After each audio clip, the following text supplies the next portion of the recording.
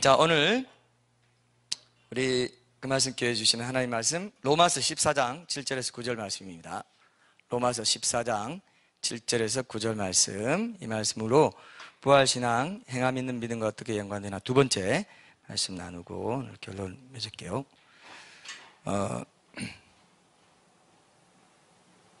오늘까지 이 행함 있는 믿음과 부활신앙 나누고, 다음 주부터는 부활신앙을 적용하는데 가장 중요한 기도의 삶에 대해서 이제 나누면서 부활신앙도 함께 적용할 수 있는 부분들을 여러분과 나누겠습니다. 굉장히 이제 중요한 주제가 시작될 거고요.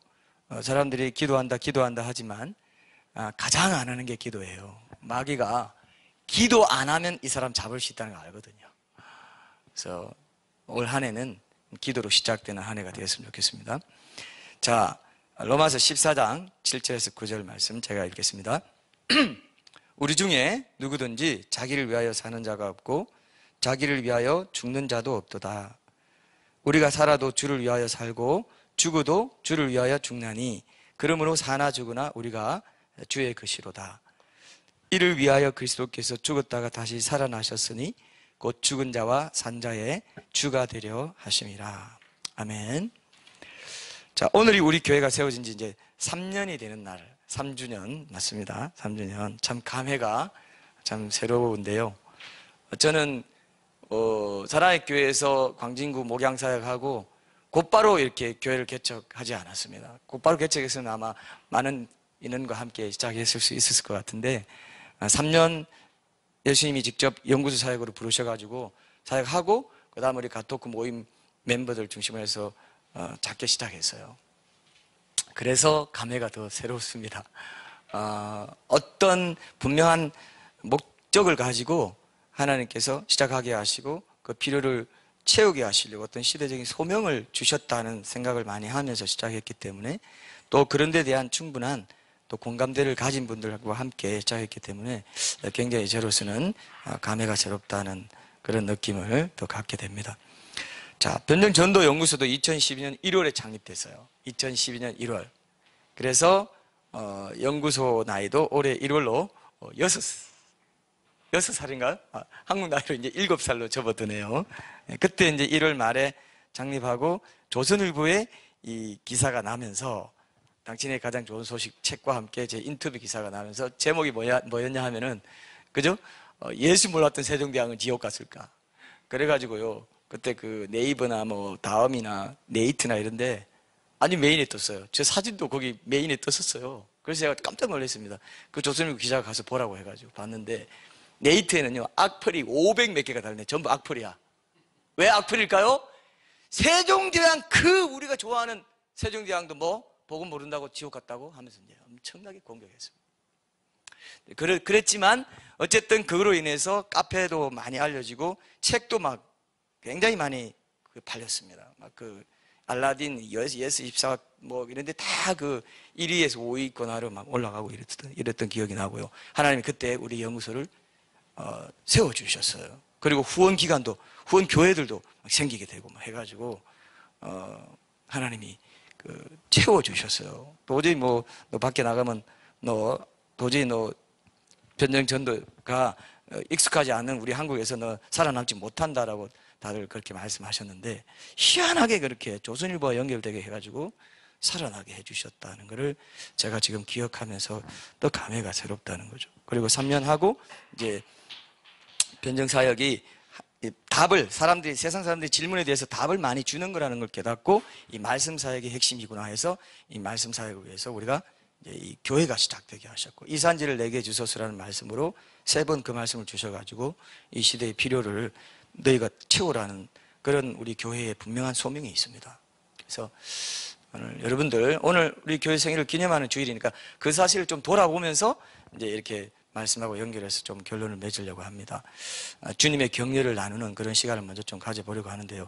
변정전도연구소 초창기에 여러분 나들목 교회의 그 김형국 목사님 아시죠? 그죠? 그 목사님을 이제 제가 만났어요. 그분이 또 변정에 가시니까 또 변정의 달인, 제가 미국에 2005년에 미국 유학 중일 때 변정의 달인을 생명의 말씀서식에 냈을 때 저를 모르는데도 추천사를 써줬어요. 그래서 참 고마운 분이고 해서 제가 이제 연구소 시작할 때 이제 가서 뵙고, 김영문 목사님도 사실 사랑의 교회에서 옥가는 목사님 계실 때 1년 정도 이 변증 사역을 했어요. 그 열린 예배 있죠. 열린 예배를 했어요. 그래서 이분도 하다가 이런 시스템 속에서는 안 되겠다 해가지고 개척해서 나가신 그런 케이스이기 때문에 들어보고 싶어서 갔더니 굉장히 조언도 많이 해주시고 따뜻하게 품어주시고, 성북동에 집이 있어요. 그래서 그 좋은 레스토랑에 딱 가서 이제 밥도 사주시고 식사 교제하면서 이야기도 듣고, 나중에 이제 전화도 또 통화도 하고 하면서, 제가 그때 목사님께 들었던 말 중에 제일 기억에 오래 남는 게 뭐냐, 딱 하나 남는 거 꼽아봐라 하면은 그 중에 하나가 이겁니다. 이런 말을 해줬어요. 참 인상적인 말을 저한테 해줬어요. 그게 뭐냐면은, 당신이 지금 이런 사역을 시작했는데 이 사역을 통해서 빨리 무슨 결실을 볼 거라고 생각하지 마라. 딱 그러더라고요. 이게 뭐 어떻게 초를 치는 것처럼 그렇잖아요. 그죠? 빨리 어떤 결실을 볼 거라고 생각하지 마라. 이런 일이 시간이 많이 걸린다는 걸 꼭 기억하고 꾸준히 해라. 꾸준히 해라. 야, 제가 그때 그 말을, 그때는 뭐 잘 몰랐어요. 근데 내가 그 말이 뭔지 이 사역하면서 알게 됐습니다. 그분도 자기의 사역을 통해서 경험한 거를 먼저 미리 얘기해 주신 것 같더라고요. 그래서 나중에 이제 페이스북 같은 이렇게 공간에서 댓글을 통해서도 어려운 여건에서 남들이 하지 않고 별로 하고 싶어 하지도 않는 그런 의미 있는 일을 꾸준히 한다면서 격려도 해 주셨고, 또 한 분은 이제 우리 교회가 생기기 바로 직전입니다. 2014년 12월 말 그때였어요. 12월 마지막 주 3주 남겨놓고, 그 앞에 이제 좀 더 앞에 몇 개월 앞에 저한테 전화해가지고, 이제 그때 우리 12월 말에 우리가 3주간 동안 이제 구도자 예배 전도 주의를 계획하고 있는데, 누가 변정적으로 복음을 전할 수 있을까 이렇게 생각해 보니까 당신밖에 생각나는 사람이 없더라 하면서 실제로 그렇게 표현을 하세요. 그래서 내가 에이 농담하지 마세요. 어디 그런 사람이 없어요. 그러니까 아니 없어. 실제로 없는 것 같아. 막 그러시는 거예요. 그래서 일부러 나를 이렇게 좀 격려하려고 이러시나 했는데 그렇다고 하시니까, 그러면서 전화해가지고 3주일 동안 한 주일에 청년부 예배까지, 청년대학부 예배까지 다 합해가지고 3번씩 모두 9번 제가 구도자 예배에 그 구도자 변정전도 설교를 전하도록 맡겨주셨어요. 엄청난 격려가 됐던 기억이 있습니다. 그게 2015년 1월에 우리 교회 생기기 직전이었어요. 최근에 이제 김영국 목사님이 어머님이 소천을 하셨습니다. 아버님이 누구신지 아시죠? 김정철 장로님, 정림건축, 지금 인천국제공항, 청와대, 또 뭐 유명한 박물관이나 이런 거, 뭐 이런 걸 지으신 분이에요. 그분은 진짜 우리 건축사의 산 정인입니다. 그분이 이제 돌아가시고, 이분은 지금 그 정림건축 이사장님이시죠. 이사장님 일주일에 한 번 수요일인가 그때 이사장으로서 하루 그 일을 하시고, 이제 전부 간부들 뭐 이렇게 해서 제주도에서 한 번은 또 뭐 회의도 하시고 굉장하시더라고요. 근데 실제로 이분은 일을 하면서 하는 목회에 자기 그 얘기대로, 철학대로 그렇게 한다고 그 개인적으로 저한테 그렇게 말씀하시더라고요. 이게 일이 있음으로 해서 오히려 성도들의 삶도 내가 또 보게 되고 이 구조를 알게 된다, 사회 구조도 알게 된다, 이렇게 말씀하시더라고요. 그래서 이사장님이세요 지금. 근데 그분이 이제 어머님이 살아 계셨는데 돌아가신 겁니다. 12월 25일, 그것도 크리스마스 날. 그래서 제가 세브란스 병원에 문상을 갔는데 인사 나눌 때 이제 따뜻하게 손 잡아 주시면서 격려해 주시고, 사모님께 저를 소개할 때 사모님이 저를 모르시니까 이렇게 말씀하세요. 지난번 우리 교회에서 왜 주일 예배 때 설교했던 목사님 몰라? 기억 안 나? 이렇게 하시니까, 그때 제가 이제 사모님이 그 목사님이세요 하면서 이제 이렇게 인사 나누면서 제가 그 짧은 만남이었지만 그때 그 기억이 나더라고요. 그때 참 하나님이 김영국 목사님 통해서 나들목 교회 그 강단을 통해서 굉장히 격려해 주셨고, 그러면서 바로 교회가 시작됐었거든요. 그래서 그 기억이 새롭게 떠올랐던 그런 기억이 납니다. 그래서 3살 생일을 맞는 오늘 우리 교우들에게도 의미 있는 이런 격려가 되고 위로가 되었으면 좋겠는데, 한 가지 더 격려할 제목이 있는데요. 이 교회의 창립자, 우리가 항상 교회 시작될 때부터 우리가 뭐라고 했습니까? 이 교회 담임 목사님 누구라고 그랬어요? 예수님이고, 저는 부목사고, 예수님이 목자장이시고 각 지역교회의 목자를 파송한 거예요. 그죠? 그러니까 이 양떼들은 목사의 양떼입니까? 예수님의 양떼입니까? 목사의 양떼라고 생각하면 큰일 나는 거죠. 말도 안 돼요. 목사나 여러분들이 다 예수님의 종이죠. 그래서 우리가 늘 얘기한 것처럼 예수님이 담임 목사님이고 주인이고 이 교회 창립자다 이렇게 얘기해 왔는데, 그 예수님이 직접 우리에게 격려와 위로를 주셨어요. 제가 페이스북과 트위터에 잠깐 이제 짤막한 단상으로 소개하기도 했지만, 지난 금요일에 잠깐 제가 꿈을 꾸는데, 꿈에 제가 집에 거실에 이제 앉아 있는데 8층 베란다 바깥에서부터 예수님이 걸어서 제게로 이제 다가오셨어요. 공중에서 걸어서 오신다는 게 참, 여러분 저희 집에 가봐서 알지만 강이잖아요. 바로 거실에 앉아서 보면 강이잖아요. 물 위로 걸어오시는 것 같기도 해요. 우리가 좋아하는 찬양 중에 나는 믿네 찬양 있죠. 만약에 주께서 바다를 안 가르시면 어떤다고 그랬어요? 나로 바다 위를 걷게 할 것이다. 그 가사를 제가 거기서 제일 좋아했어요. 그죠? 그래서 마치 이 상황과 모든 걸 뚫고 예수님이 오시는 것 같은, 물 위로 걸어서 오시는 것 같은 그런 느낌도 들었었습니다. 꿈에서도 정말 생생하게 이제 제가 그 예수님을 딱 알아보자마자 희한한 게요, 마치 자석에 걸리듯이 쫙 제가 스르르륵 가면서 손이 모아지고 무릎이 꿇어지는 거예요. 와, 여러분 이게 굉장한 겁니다. 천국에 어떤 사람이 갔는데, 천국 보좌 앞에 갔는데, 그 주의 임재의 영광이 너무나 이게 막 극심해서 이 표현이 맞는 소리, 극심해서 도저히 서 있을 수가 없다는 거죠. 서 있을 수가 없어요. 그래서 전부 엎드려야 된다는 거예요. 죽은 듯이 딱 엎드려 꼼짝도 못한다는 겁니다. 저 그런 거 많이 들었어요. 여러분 그럴 것 같아요? 우리 천국 보좌, 하나님 보좌 앞에 가면 어떨까요? 그 하나님 보좌, 그 요한계시록에 에스겔서에 다 묘사되어 있는 거 보면요, 하나님의 음성이 어떻다고 그랬어요? 하나님의 음성이 많은 물소리 같다고 그랬어요. 여러분 많은 물소리 어떻게 들려요? 많은 물소리 들어봤어요? 졸졸졸은 많은 물소리가 아니에요. 네? 콸콸콸도 아닙니다. 샤 이런 식으로 들려요. 많은 물소리가. 저는 옛날에 시골에서요, 제가 아버님과 그 목장에 어릴 때, 제가 그 학교 가기 전에 어릴 때 목장에서 좀 많이 살고 했는데, 그 공기와 깨끗한 공기와 그 모든 이 자연을 제가 많이 누렸었는데, 깊은 밤에 많은 물소리가 들릴 때가 있어요. 많은 물소리가 쫙 하면서 들릴 때가 있어요. 아마 그런, 여러분 하나님 말씀하실 때 어떻다고요? 황균아라고 부른다고 합시다. 여러분 이름을 한번 넣어봐요. 황균아, 뭐 이렇게 들리겠죠, 그죠? 뭐 조금 너무 좀 그렇죠. 그러나 어쨌든 많은 물소리 같다 그랬어요. 성경에는 그렇게 표현되어 있습니다. 뭔지 우리가 그렇게 표현했겠죠. 자기가 제일 가깝게 표현한 게 많은 물소리겠죠. 저는 기대합니다. 그런 주님의 음성을 우리가 천국 가면 잘 왔다 하면서 그렇게 하시지 않겠어요? 여러분 기대됩니까? 주님 보좌 앞에 갈 꿈을 꾸는데요, 그때 완전히, 그러니까 저는 그런 걸 느낀 거죠. 순간적이지만 강권적이라고 밖에는 느껴지지 않을 만큼 내 몸이 내 마음대로 안 되더라고요. 딱 바로 그냥 이건 완전히 온 우주의 권능자, 주권자가 지금 앞에 있는데, 내가 내 몸을 함부로 해서 건들건들, 예? 이게 안 되는 거예요. 근데요, 그 짧은 한순간에 예수님 얼굴을 가까이 뵙자마자 제가 깨어났는데, 그 짧은 한순간에 번개처럼 스치고 지나간 여러 생각들이 있었어요. 예수님 만나면 그런 경우가 있습니다. 말로 표현이 안 되고 그냥 알아요. 모든 게 다 한꺼번에 알아집니다. 예수님 오시는 걸 보자마자 제 느낌, 제 속에서 딱 나온 말이 뭐냐면, 제 생각이 뭐냐면, 이제 올 것이 왔구나, 이 생각이 딱 들었고, 두 번째는 이제 내가 곧 천국을 보겠구나, 이 생각이 들었어요. 예수님이 곧 다시 오셔서 예수님 따라가면 천국을 볼 것이고, 이제 뭔가 이렇게 천국이 열리겠구나, 이런 생각이 들더라고요. 이건 주님이 나한테 넣어주시는 생각인 거죠. 그러니까 천국 가면 여러분 말 안 해도 서로 알아요. 생각을 알고, 그렇구나. 사도 바울을 만나면 바울이, 야, 너는 왜 이렇게 꾀죄죄하냐? 그러면 내가 마음으로 알아요.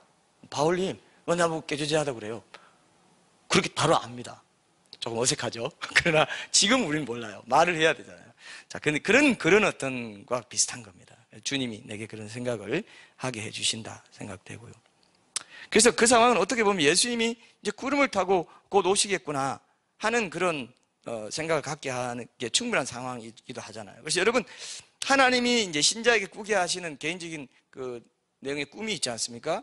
대개의 경우에 신자가 평소에 기도해왔던 문제들에 연관된 것이라고 봅니다. 보통 전문가들도 그렇게 보고요. 그래서 제가 주님이 다시 오실 것을 사모하며 살다 보니까 예수님이 공중에서부터 오시는 그런 독특한 장면으로 저를 격려해 주셨구나, 이런 생각이 들어요. 지금 요즘 우리 나라를 위해서 기도하는 분들은요, 그런 말씀 많이 하세요. 북한의 공산 독재 상황과 거기서 핍박받는 그 주민들을 해방시키고 남한의 어떤 기복주의 교회에 대한 하나님의 징계가 있을 것이기 때문에 회개해야 된다, 이런 그 꿈을 꾼다는 분들도 있어요. 기도를 많이 하시는 분들 중에. 그래서 여러분, 하나님이 주시는 꿈이 있고 사탄이 주는 꿈이 있어요. 하나님이 주시는 꿈은 어떤 특징이 있냐면, 사탄이 주는 꿈은 돼지 꿈, 용 꿈 막 이런 것처럼 이 세상에서 잘 되고 잘 사는데 취하게 만드는 꿈들이 많습니다. 이해되시죠? 그래서 그건 개인의 기흉이라든지 뭐 개인의 뜻과 욕심을 이루려고 하는 그런 꿈들인데, 하나님이 주시는 꿈은 뭐냐면 반드시 그 개인이 세상과 구별돼서 거룩하게 해주시고, 더 거룩하게 해주시고, 더 거룩해지고, 더 하는 나라 위해서 살게 하는 것과 관련되어 있어요. 의롭게 되고 하나님의 사역에 헌신하게 되고 전체 하는 나라의 확장에 관련된 그런 꿈이다, 이렇게 봅니다. 그러면 여러분 확실해요. 아, 이건 주님이 주시는, 더 주님을 사랑하게 만들고 더 의롭게 살게 하고 더 도전받게 하는 거죠. 그래서 이번처럼 제가 꿈에서 예수님을 이제 뵈면은 예수님이 주신 꿈이고 하나님 주신 꿈일 때 이런 걸 이제 느낀다고 생각하는데요, 가장 크게 압도적으로 느끼는 것 중에 하나가 뭐냐 하면요, 이런 걸 느꼈습니다. 여러분 잘 들어보세요. 하나님이신 그분의 지혜를 당할 자가 아무도 없다는 엄청난 경외감이 들어요. 이건 이제 말로 잘 표현 못하는 거죠, 사실. 그죠? 딱 알아요.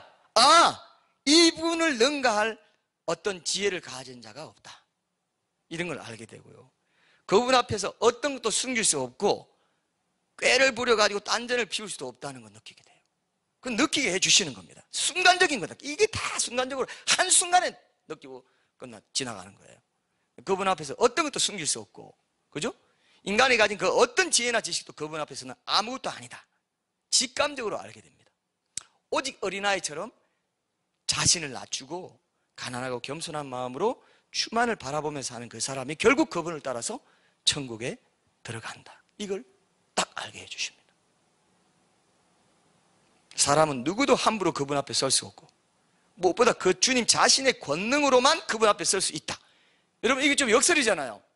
내가 그분 앞에 무릎 꿇었는데 그게 왜 그렇게 되냐 하면은 내가 뭘 가진 걸로 그렇게 할 수가 없다는 겁니다. 하나님의 권능, 주님의 권능으로만 그렇게 할 수 있다, 이거.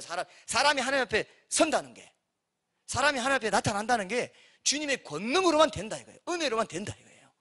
이게 굉장히 놀라운 겁니다. 그걸 느껴요. 그냥 알아요. 아, 그렇구나. 아, 인간의 어떤 것도 하나님 앞에 설 수 없다. 놀라운 거죠. 사실은 이 표현이 안 되는 거죠. 완전하신 그분 앞에 감히 어떤 것도 내세울 수 없다는 것을 딱 알게 해줘. 그리고 희한하게도요, 또 이런 생각도 갖게 해주셨어요. 우리 각자가 주님을 따르든지 안 따르든지, 이거 참 역설이잖아요. 너 날 따라야 돼 해서 나에게 오셔놓고 내가 받은 느낌은 뭐냐, 이런 느낌이었어요. 우리 각자가 주님을 따르든지 안 따르든지 주님은 주님의 길을 가신다, 이걸 다 알게 해주셔요. 무슨 뜻인지 아시죠? 우리 각자가 따르든지 안 따르든지예요. 따르면 자기는 이익을 보는 거고, 안 따르면 그가 심판을 받는 거예요. 그가 책임을 지는 거예요. 하나님은 그런 분입니다. 심판주의세요. 그러나 나는 내일 간다. 너 어떡할래? 나 따라올래? 이거예요. 강요하는 것도 아니에요. 이 권능으로 보여주십니다. 권능으로 느끼게 해주세요.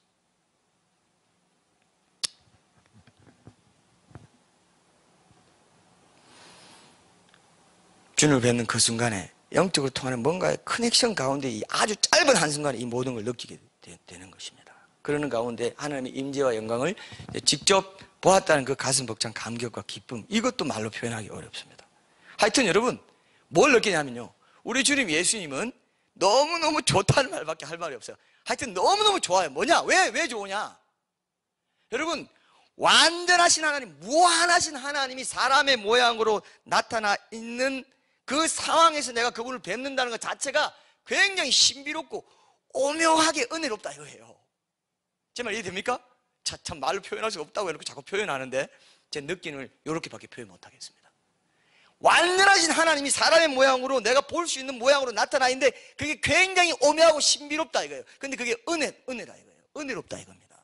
그러니까 너무너무 좋아요. 우리가 천국 가서 예수님 직접 보면요, 너무너무 좋아요. 보고만 있어도 너무 좋아. 실감 안 나죠, 그죠? 그러니까 예수님이 천국입니다. 예수님 외에 다른 거 누리려고 천국 갈 사람 절대 못 가요.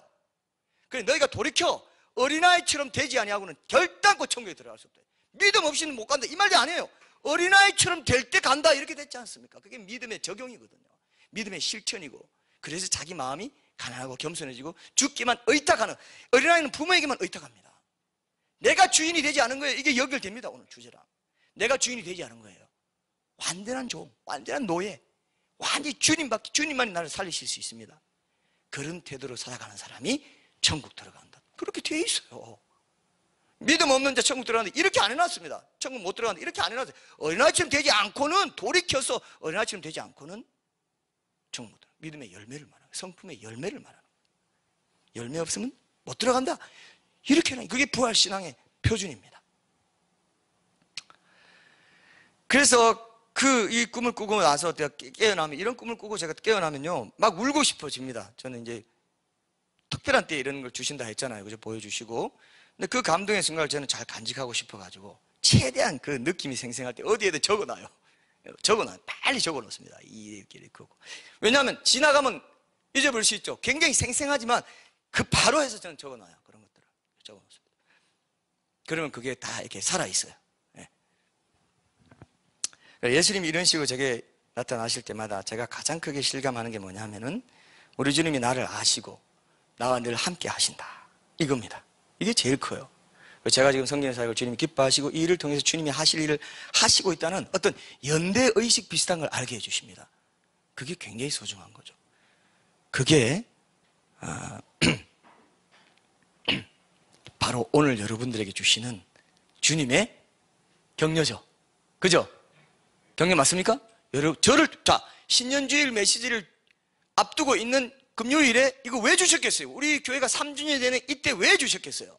왜 이걸 나누게 하겠어요? 여러분들도 주님이 함께 하시고 이 교회를 통해서 하나님이 작지만 영향력 있는 그런 어떤 공동체의 그 실체를 보이시기를 원하신다는 것입니다. 그래서 공동체 안에서 우리가 이 격려를 받기 원하시고 위로를 받기 원하신다는 겁니다. 전 참 이거를 귀하게 생각하게 됐고요. 이거 준비하면서 마치 연구소 사역 시작할 때도 꿈에 오셔가지고 제가 그때 말씀드렸죠, 그죠? 제게 변증된 사명을 직접 이제 일깨우신 것도 상기하고 명심하라는 의미도 담겨 있는 데 됐고, 제가 대학생 때 성경을 통해서 인격적으로 이제 예수님이 하나님이신 걸 알게 되고 예수님의 그 하신 일, 사랑을 발견하고 예수님을 뜨겁게 그때 사랑하게 됐는데, 그때도 한번 꿈에 예수님이 아주 특별하게 나타나신 적이 있어요. 어떠냐면은 그때는 제가 잘 모르지 않습니까? 완전히 초신자나 마찬가지. 어떻게 보면 중학교 2학년 때 교회 다녔지만 자꾸 막 이렇게 해가지고 책도 보고 굉장히 종교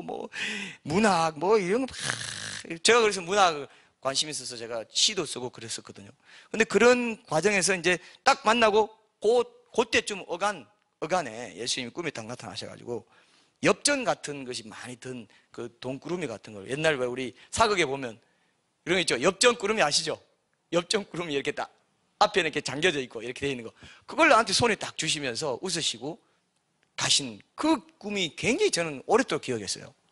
그 꿈도 이제 연결 지어서 보면은 이런 꿈들이 다 지금 요 제 사역의 어떤 그런 부분에서 하나님이 한 번씩 이렇게 확인해 주시고 이 길을 계속 갈 수 있도록 도전하시고 격려하시고 제 사역과 소명과 관련된 그런 꿈이었구나, 이런 생각을 이제 하게 해주십니다. 제가 깨어난 후에 예수님이 왜 하필 우리 집 거실에 오셨을까, 이걸 생각해 봤어요.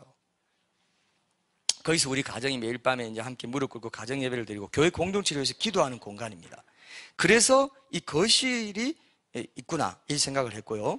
예수님 앞에서 제가 무릎이 저절로 꿇어진 것도 그거구나, 이런 생각을 제가 했습니다. 그래서 여러분들이 이 꿈을 통해서, 이 꿈에 대한 간증을 통해서 격려를 받기 원하는데, 자 보세요. 여러분 가운데 이런 생각 들 겁니다. 아니 왜 저 사람한테는 예수님이 나타나시고 너는 꿈에 이렇게 안 나타나시냐, 이럴 수 있죠, 그죠? 뭐야 이거 자기는 뭐 특별한 사람이라는 거야? 이게 아니죠. 이게 아니고 공동체 안에서 이렇게 나누는 이유는, 자, 여러분, 주님이 자신을 보여주시고 안 보여주시고 하는 여부는요, 주님의 주권에 속한 거예요. 그리고 개개인의 사역의 어떤 유형, 사역의 어떤 그런 것에 따른 일이기 때문에 우리가 어떻게 할 수 없는, 우리가 뭐 잘나고 못나고 하고는 관계없는 겁니다. 우리가 더 신실해서 그런 차원이 아니라고 저는 생각해요. 그래서 여러분들이 내게는 왜 직접 안 나타나시나 이런 걸로 마음을 쓸 거는 없어요. 여러분 성경에 보면 보지 못하고 믿는 자가 복이 있다 그랬죠, 그죠? 보지 못하고 믿는 자가 복이 있다 이렇게 말씀하시고, 이미 성경 말씀 속에서 늘 자신을 충분히 나타내 보여주시고 계시기 때문에 이거는 내가 뭐 더 잘나서 못나서 주님 보고 안 보고가 아닙니다. 그 사람의 사역 유형, 그 사람의 어떤 소명, 그 사람의 하나님의 주권에 속한 것 가운데서 하나님이 필요에 의해서 보여주신다 이렇게 생각하면 되고요. 제가 크리스찬 투데이에 난 기사를 안 봤는데 꾸빌레라고 하는, 이름이 꾸빌레인가? 하여튼 유명한 이슬람 기독교 변증가가 있어요. 이슬람교에서 기독교로 전향한 사람인데, 이 사람이 말기 암에 걸려가지고 이제 뭐 죽기 직전에 있고 막 그런 투병할 때 이분이 오랫동안 기도를 했어요. 예수님, 꿈에 내가 좀 보기 원합니다. 이런 거죠. 이슬람 교인들은 꿈에 예수님 나타나 개종하고 이런 게 있잖아요, 실제로, 그죠?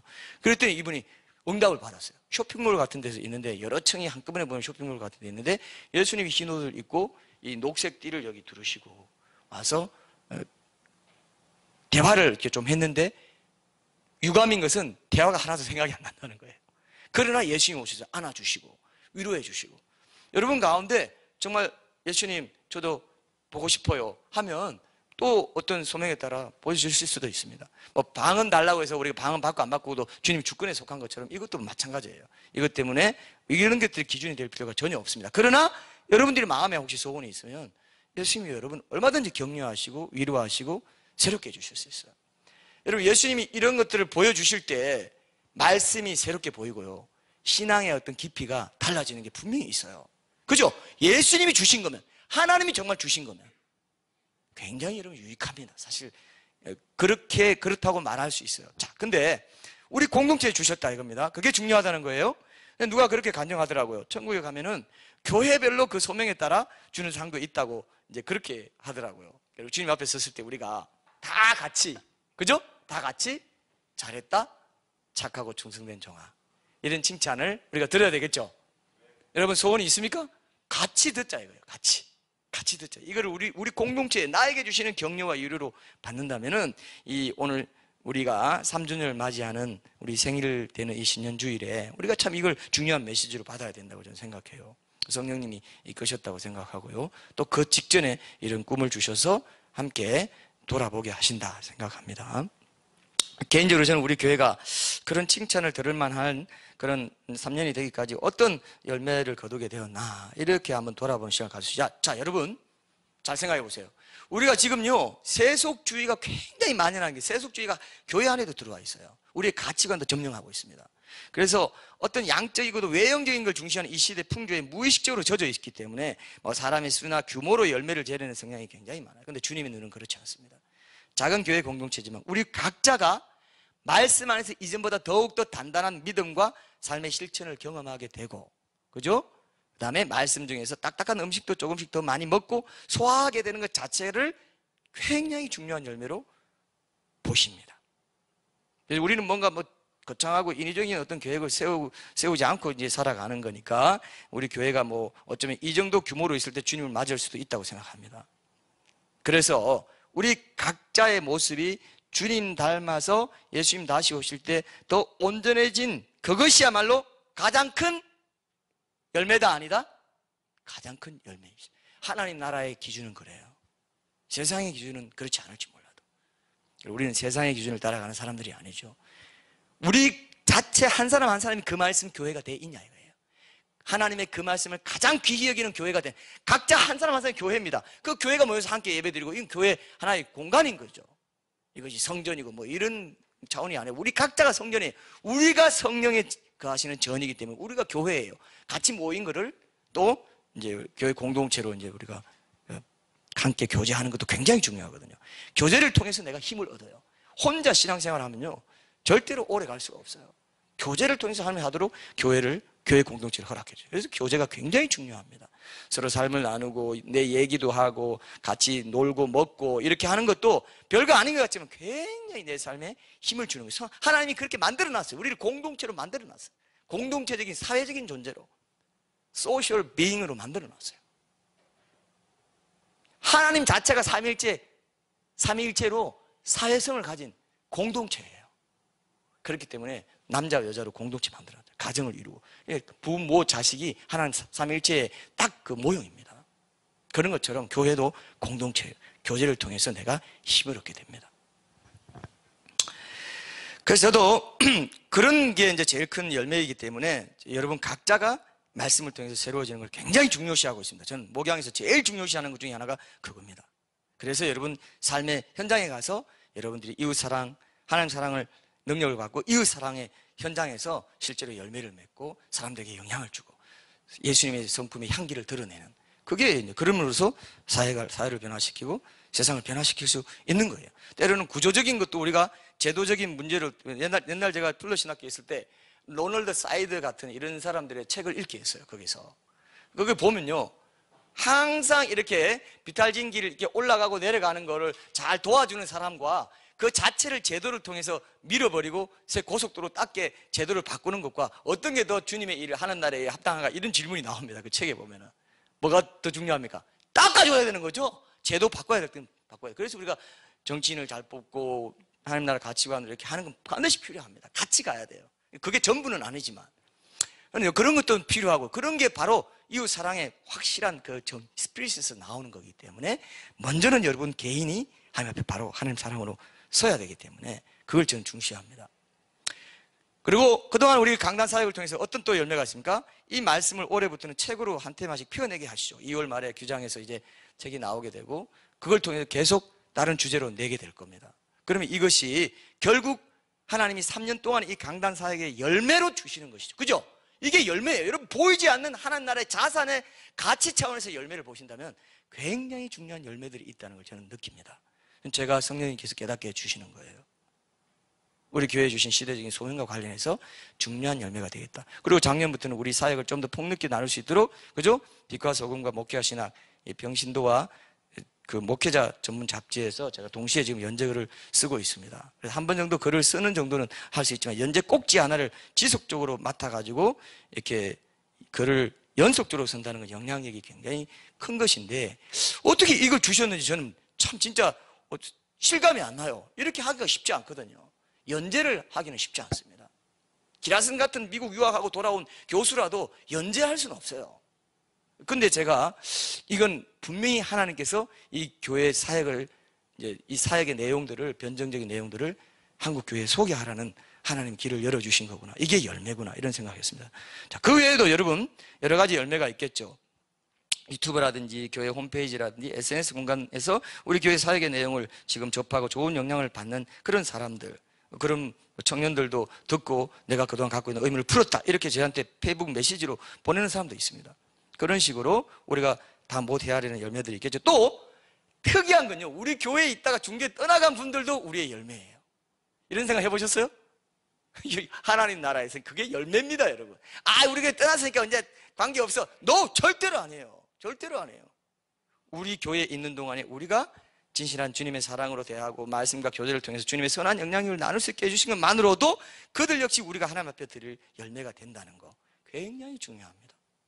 그죠? 하나님 나라 입장에서는 이 푸켓에 있는 거 여기 놓고 똑같은 거예요. 하나님 나라는 더 왕성하게 살찌워질 수 있는 그런 계기를 우리 교회의 공동체를 통해서 그들에게 줬다는 것 자체가 열매가 됩니다. 최근에 제가 며칠 전에 중도에 떠나신 우리 떠나신 성도 한 분이 제게 이런 내용의 카톡을 보내주셨어요. 저는 떠난 분들 대부분에게도 이제 계속 카톡 글들을 보내고 이렇게 하고 있는데 이렇게 보냈어요. 목사님 잘 계시는지요?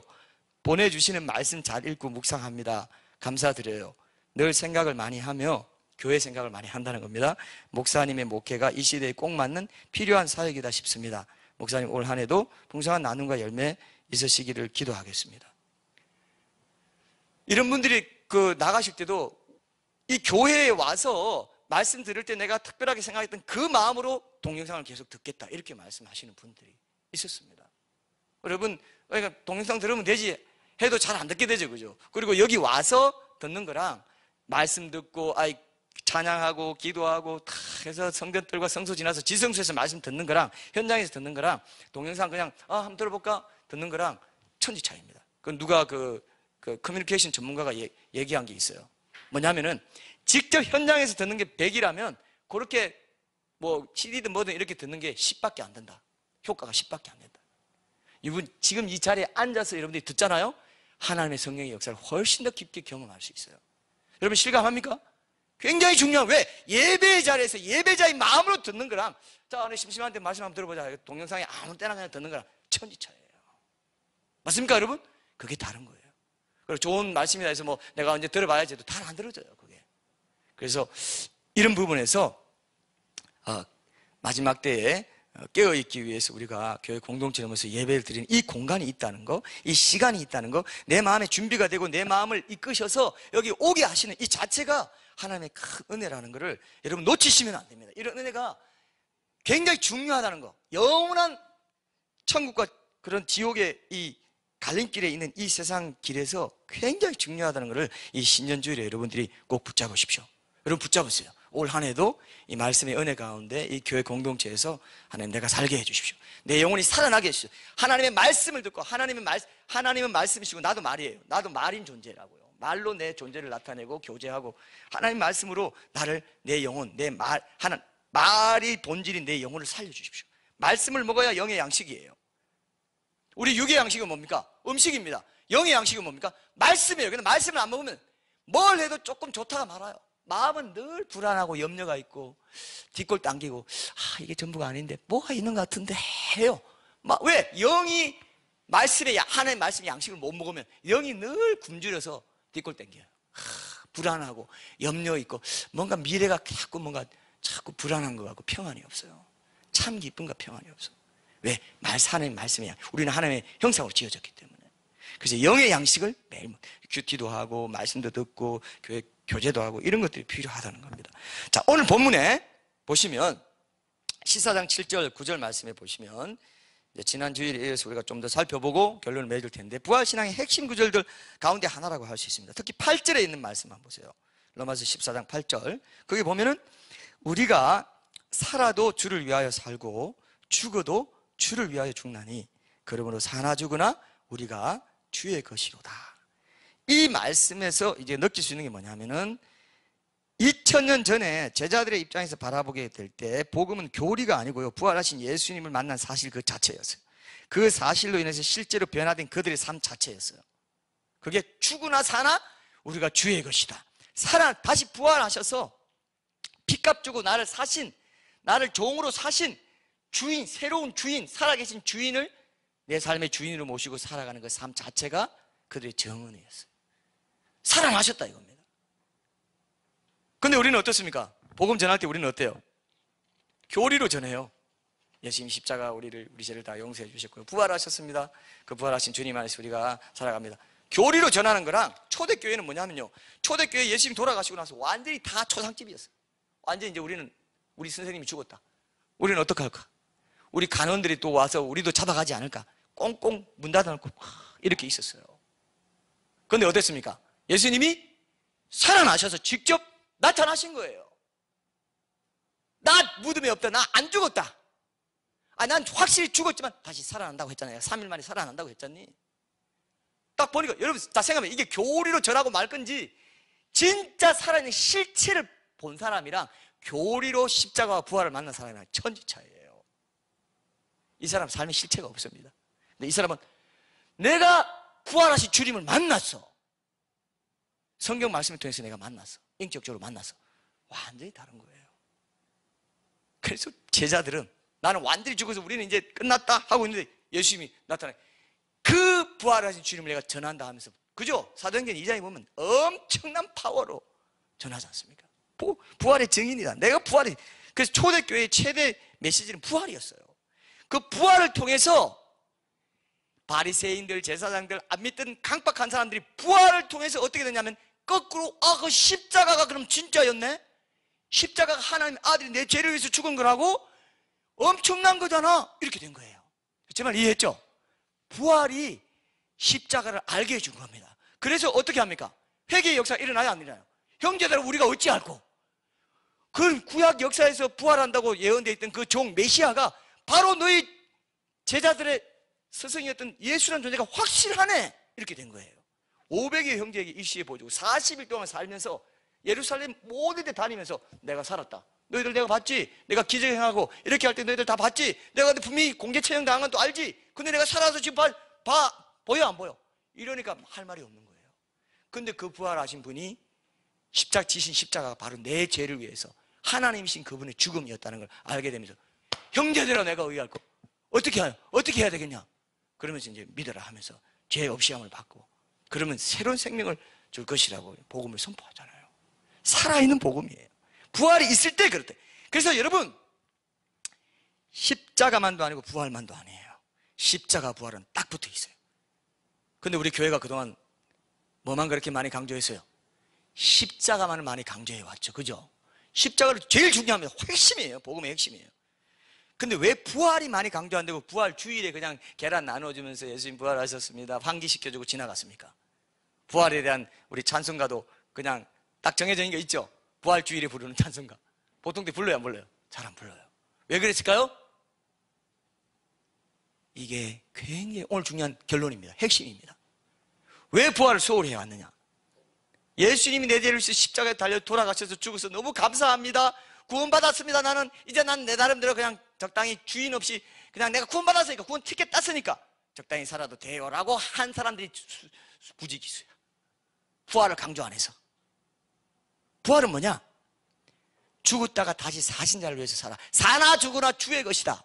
이제는 살아계신 나를 위해서 죽었다가 다시 사신 그분을 위해서 내가 산다. 그분이 내 안에 살아계신, 나는 이제 나 자신으로 살지 않는다. 나를 위해 죽었다가 다시 사신 그분, 내 안에 계신 그분을 주인으로 모시고 나는 종으로서 산다. 그게 부활신앙인데, 십자가만 딱 가지고 나 이제 구원받았어, 예수님이 피로 내 모든 죄 다 용서받았어, 난 절대 지옥 안 가, 그렇게 한 거예요. 그게 복음주의의 제일 좋은 장점이라 하면서 해왔던 거예요.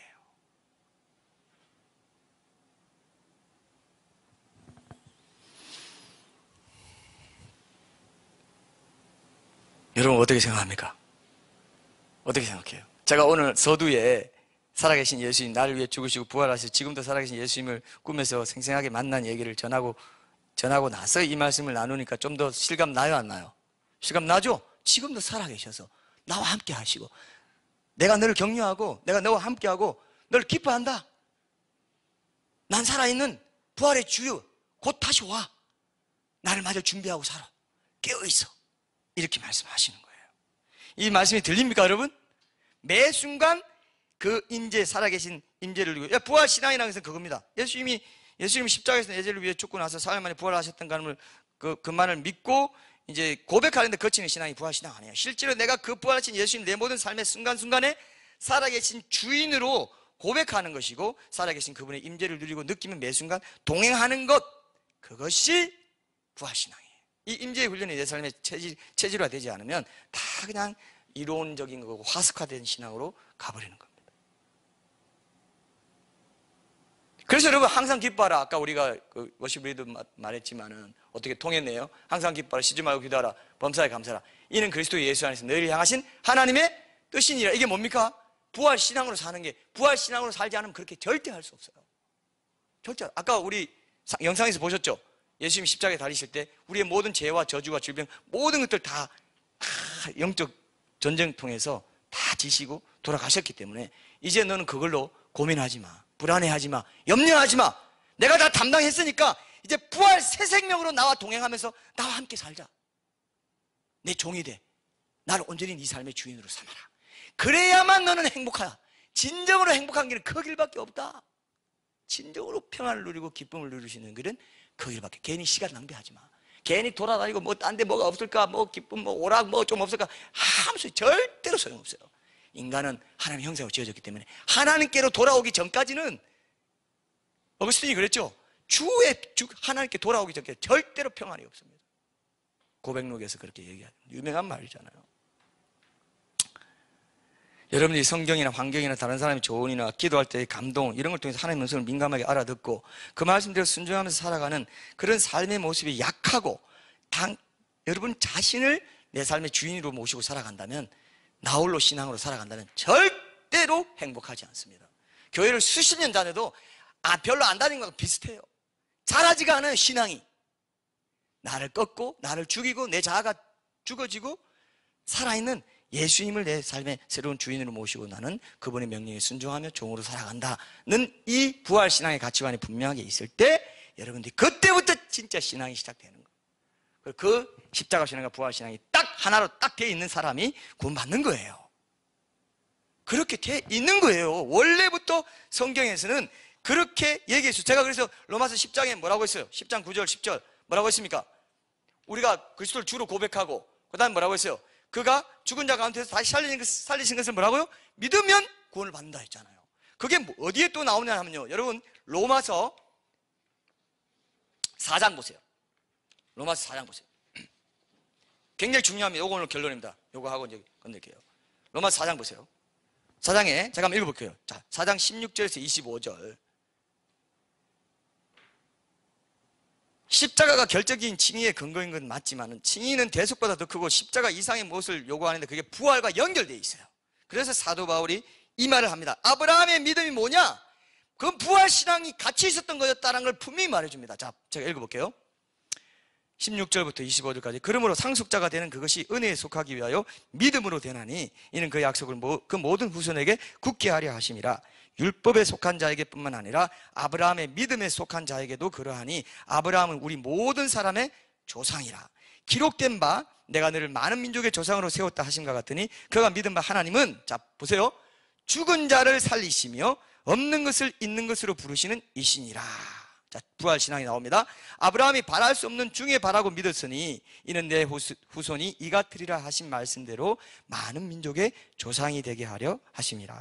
그가 백선화되어 자기 몸이 죽은 것 같고, 자, 죽은 것 같습니다. 사라의 태가 죽은 것 같음을 알고도 믿음이 약하여지지 아니하고 믿음이 없어 하나님의 약속을 의심하지 않고 믿음으로 견고하여져서, 십자가 신앙 그 다음 단계 이 부활신앙이에요. 하나님께 영광을 돌리며 약속하신 그것을 또한 능히 이루실 줄을 확신하였으니 그러므로 그것이 그에게 의로 여겨졌느니라 되어 있죠. 그죠? 십자가와 부활이 같이 의로 여겨지는 게 함께 있다는 걸 보입니다. 그에게 의로 여겨졌다 기록된 것은 아브라함만 위한 것이 아니요 의로 여기심을 받을 우리도 위함이니 곧 예수 우리 주를 죽은 자 가운데서 살리신 이를 믿는 자니라. 예수는 우리가 범죄한 것 때문에 내줌이 되고 또한 우리를 의롭다 하시기 위하여 살아나셨느니라. 같이 있잖아요. 부활이 같이 있잖아요. 그죠? 이게 중요하다는 겁니다. 죽은 것과 살아나신 것이 같이 우리를 의롭다 하시는 믿음의 그 통합된 믿음에 포함된다는 것을 보여주는 거예요. 자, 이 말씀에 보면 부활신앙이라는 것은 예수님을 죽은 자 가운데서 살리신 이를 믿는 믿음인 것을 알 수 있는데, 이것이 아브라함이 가졌던 믿음이라는 사실도 분명하게 강조되어 있는 거예요.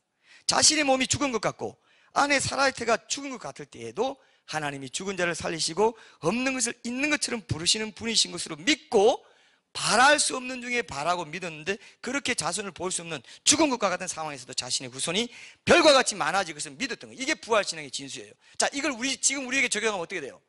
내가 지금 죽은 것 같고, 응?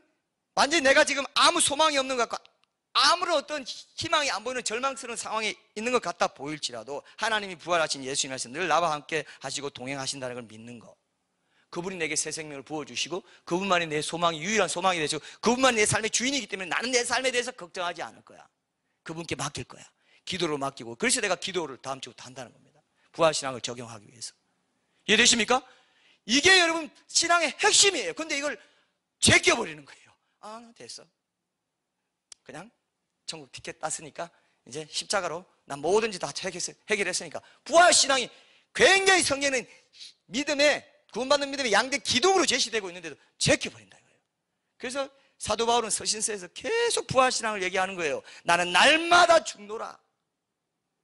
나는 날마다 죽노라. 갈라디아서에서 보면 뭡니까? 내가 이제 사는 것은 내가 사는 것이 아니다. 그죠? 나를 위해 죽으신 그리스도 예수를 믿는 믿음 안에서 그게 부활신앙이에요. 나는 죽었다 이거예요. 나는 십자가에서 함께 죽었고 세례가 그 표시 아닙니까? 내가 죽은 것 같을지라도 죽은 자를 살리시고 없는 것을 있는 것 같이 부르시는 하나님께 대한 믿음으로 날마다 새롭게 다시 일어서는 그 신앙이 부활신앙이다. 그건 날마다 죽어야 되는 거예요. 나는 없어요. 나는 죽었습니다. 고백하는 겁니다. 그럴 때 힘이 생기는 거예요. 부활의 능력이 생기는 거예요. 믿습니까 이거? 이래야 믿을 맛이 나죠. 율법적으로 뭐 해라 저거 해라 그거 아니에요. 내 뿌리 자체가 자체가 바뀌었다니까요. 죽어 없어졌고 시체가 돼버렸고 예수님이 새생 부활하신 새생이 내 안에 들어와서 그걸 내가 계속 주장하잖아요. 기도하면서 의탁하고 계속 주장하잖아요. 그래서 훈련하잖아요. 그 임재 연습을 하잖아요. 그러면 점점 그게 넓어져요. 그 영역이 넓어지면서 내 안에 부활신앙의 능력이 들어차기 시작하는 것이에요. 믿습니까 여러분? 여러분 믿습니까? 이거 안 붙잡으면 오늘 신년주일 오늘 메시지는 완전히 꽝입니다. 아무것도 없어요. 계속 그걸 주장하세요. 난 이미 없는데, 난 이미 시체인데 내가 왜 이렇게 뭘 하지? 내가 왜 이렇게 시기하고 불안해하지? 나는 내 삶의 주인이 더 이상 아닌데 내 옛 육신의 자아를 위해서 예수님 이미 아까 영상 보셨는데 다 죄와 저주와 모든 걸 다 지고 다 당하셨는데 내가 또 그걸 나 이것 때문에 괴로워요. 이것 때문에 슬퍼요. 이것 때문에 나 다운돼요. 그건 부활하신 주님을 모욕하는 거예요. 안 믿는 거예요. 그건 아니에요. 그거는 행하는 믿음과 어떻게 연관되나? 그렇게 연관돼요. 그렇게 연관돼요. 우리가 부활하신 주님을 더 이상 그죠? 더 이상 능욕해서는 안 되겠죠. 그래서 여러분 진정으로 오늘 한 가지만 적용합시다. 회개하세요. 그렇게 하지 못했던 거, 작년까지 그렇게 하지 못했던 올 한 해에는 진정으로 부활의 주님을 내가 내 생명의 주인으로 모시고 살겠습니다. 회개하지 않아서 그래요. 회개하지 않아서 그렇습니다. 회개하지 않아서 늘 여러분들의 삶이 지치는 거예요. 회개하지 않고 버티는 거죠. 그래도 이 정도는 그래도 괜찮은 거지. 나 정도 하면 괜찮은 거야. 나 정도 하기도 어려워. 보통 사람들 봐. 저 사람보다 내가 낫잖아. 아니에요. 하나님의 기준은 그게 아닙니다. 상대적인 게 아니고 절대적입니다. 네가 나를 완전히 체인지 됐냐? 나로 체인지 됐냐? 그걸 계속 연습하냐? 그럴 때 율법적으로 뭐 해라 말이야. 그건 피곤한 거야. 그게 아니야. 네 마음에 기쁨이 넘쳐서 그 일을 하게 될 거야. 그러니까 기도 제일 중요한 건 주님의 임재에 가는데 깊이 잠기는 거예요. 그래서 제가 기도에 대해서 다음 주에 하면서 우리가 함께 새로운 신년에 부활신앙으로 살아가기 위해서 원하는 우리 모든 성도들이 되었으면 좋겠습니다. 우리 찬양하고 결단하겠습니다.